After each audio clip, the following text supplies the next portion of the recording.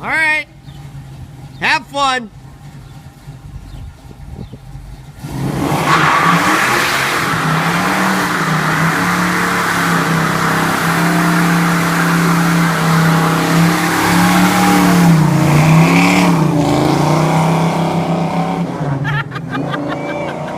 Hey, that's a burnout. Hello YouTube. I guess it's kind of a long overdue video. A video in a cook shack. A lot of people have been asking about it. And I finally got things tweaked the way they are. It's a nice enough day. And things are nice and clean. But some of you might have noticed the evolution of this pad. This concrete slab out here. It was originally a hot tub space. Kind of got sick of taking care of it. And also got sick of shoveling snow off it. So that's the reason why I built the pergola over it, and I put a temporary tarp over it just to keep the snow off the hot tub. But that got to be too big of a pain in the ass, and then the thought was, hey, I need a spot to do videos during the winter. Why not an outdoor kitchen? So this is what I came up with. I did an internet search for clear roofing, clear siding material, and then this corrugated, whatever you want to call it, wavy plastic stuff came up. The stuff on the roof is special order, which are 4-foot width panels.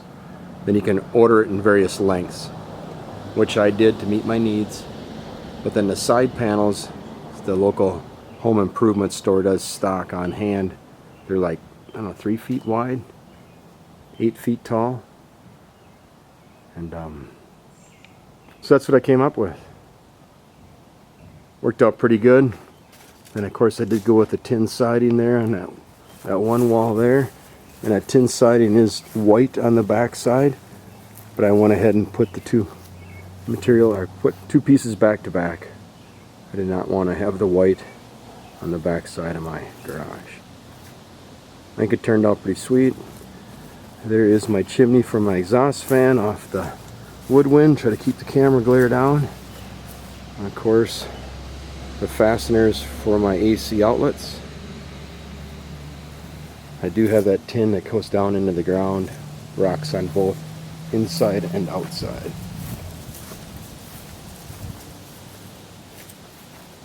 You can see my soffit, how I built that. I just used some galvanized J-channel.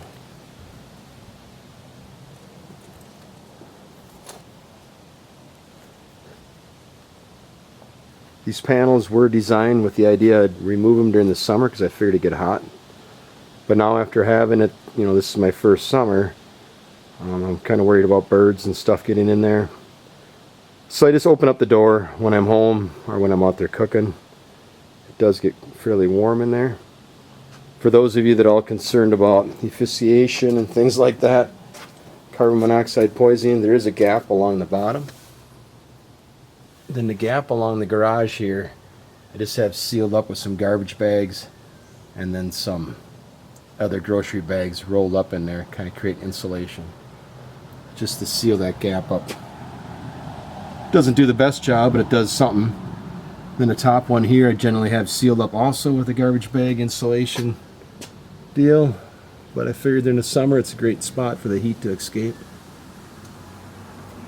You know, even along these panels there's gaps. I don't know how much I can see, the camera so washed out by the sun.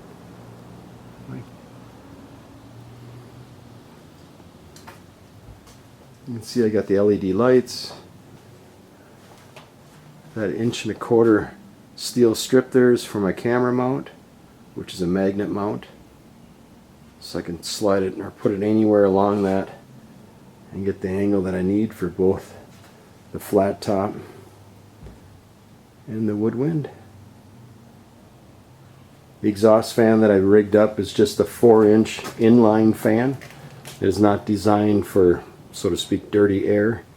It's designed for indoor, just to help supplement air in a distant room or whatever. So we'll see how long that fan lasts.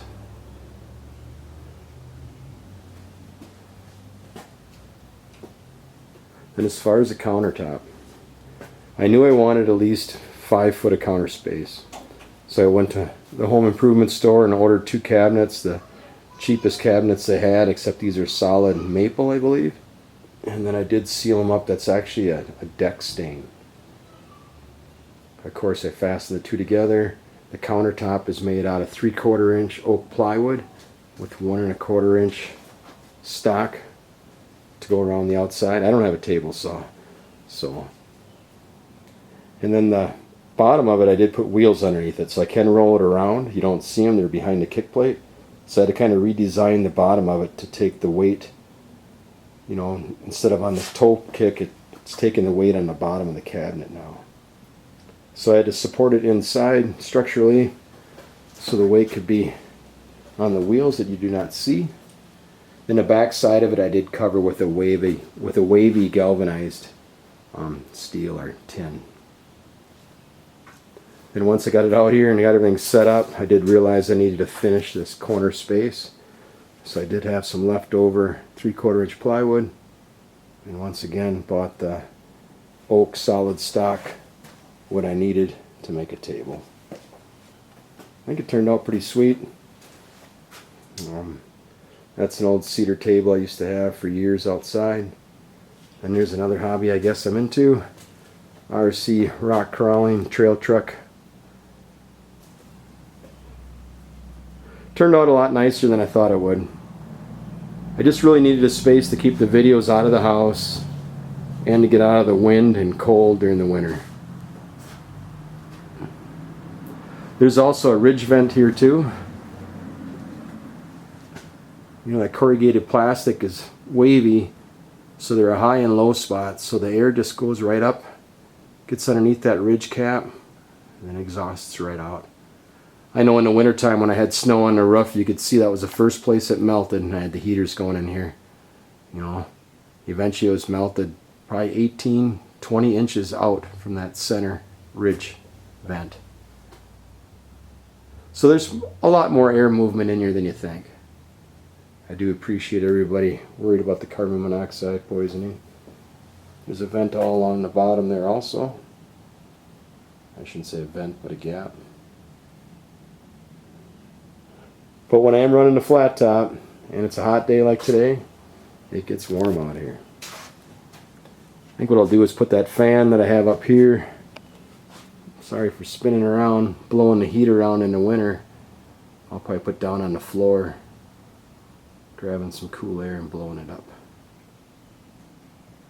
Then the light, all I did is I just bought some socketed cords, found a basket, or whatever they call those things, and I found some cool LED vintage bulbs.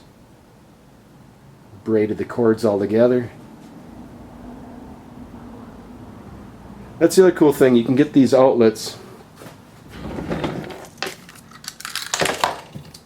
that run on remote control. So if you don't want to run a lot of wiring, just plug it in. There you go. This one does 3 channels, so I have my lights on it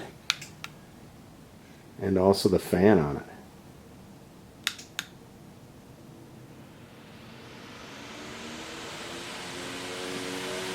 Lights,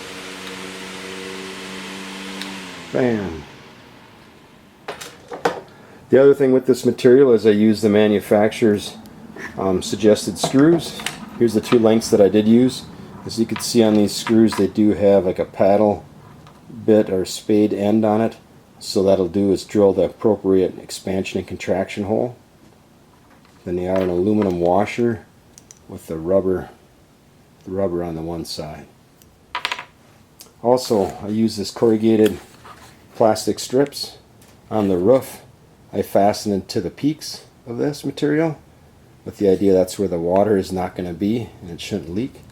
Then on the walls I fasten into the valleys so that the screw head didn't stick out. It's kind of a pain in the butt putting all those together. They do clip together on the ends. But as you can see, I went through a lot of them. Every purling has them. When I was putting this together, I did the most of the construction by myself, except the big stuff. The rest of it I did by myself, and when I was up there, of course there's a couple times I misstepped. Didn't step completely in the center, but I did step on the plastic, and it just dented in, and then once I stepped off it, it generally would pop back out. If I had to, I got underneath it and pushed it back out. But it did not leave any white crease marks or anything like that. That's one thing I did hear about this material. It holds up really well. My only complaint is when the people delivered it, because it was special order, it took like 3-4 weeks to get. It came quite scratched up. They just had it rolled up in a big, probably, I don't know, 6-foot diameter roll, 16 feet long, dragging it around. But I did try to cut out most of the scratch spots. The other thing is, you can see on the panels on the roof where they come together, there is debris that's getting in between the two layers. So I'll have to go up there and lift that one up and rinse it out. I don't know if a person could seal it with some silicone.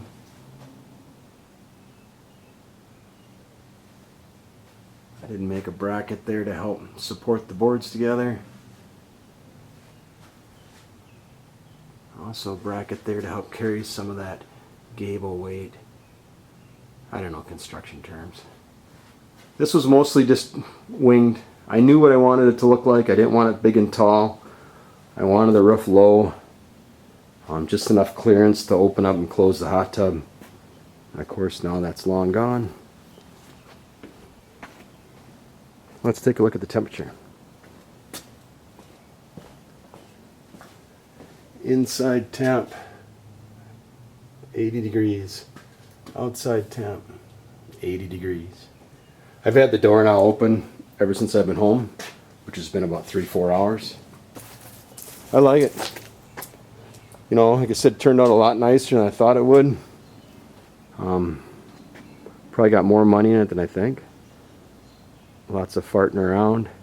Worked on it hard last fall. And I was able to shoot a few videos this winter out here. Thanks for watching. Like and subscribe.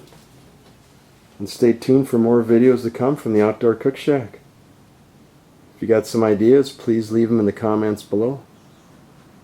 As always, thanks for watching.